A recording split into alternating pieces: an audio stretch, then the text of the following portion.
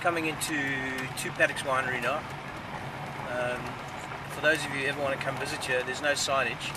You need to gate crash it, and it's called a Red Bank Winery. I'd like to introduce you to Mark Field, who's the general manager of the Two Hands Paddock, which took us 2 hours to find because they don't actually have the names on the front fence. But I'll do a quick scene of the stars take at the front so we can tell all our 4,000 customers where to come next time.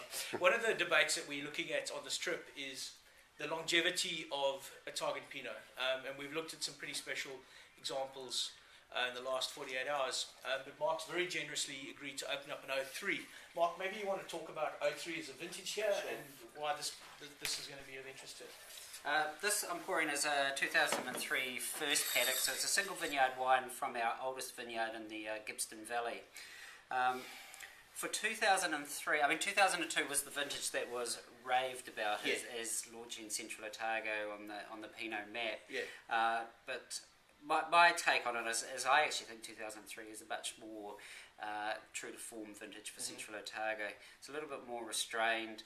I think you're getting a little bit more nuance in the wine, and be interesting. I haven't tried one of these for a while, yeah, so I'm quite looking forward to this. Yeah.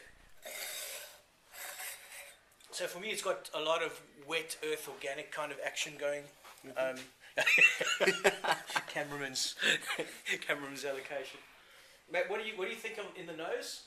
Lots of truffles, mushrooms, all that sort of classic. And again, that's fairly characteristic of the Gippsland vineyard too, is that we do get a lot of savoury and earthy characteristics. The point to make though is it's not Burgundian truffles and mushrooms. It's actually something that's essentially quintessential to here. It's something that's unique, and in a blind tasting of a bunch of 03s, you probably could pick this as two Paddocks juice, which is a fantastic thing to do.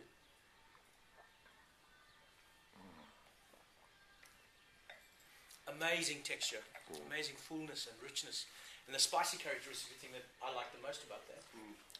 The other encouraging thing is this wine has got some time to go.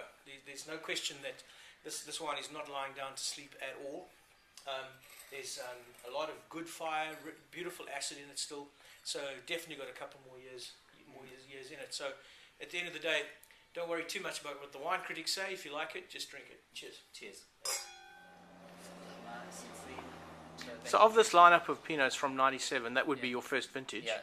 What do you see as the more exciting of the lineups? Of the vintages? Yeah. 99. Yep. 2002 obviously was the one that they've written up about in Central Otago. Yeah. I actually prefer 2003 over 2002. I just think it's just a little bit more restrained and a little bit more elegant. 02 was just big. Yeah. Big and huge. 06 and 07 were both good years.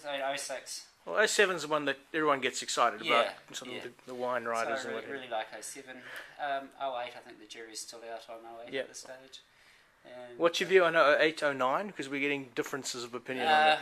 Yeah, I mean, some people are telling us 08's great, but they're sitting on 5,000 cases of 08, so they're probably quite keen to move. It's great. Yeah.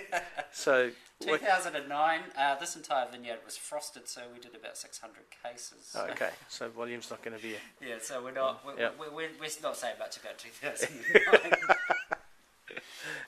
Okay. Yeah, really interesting ones.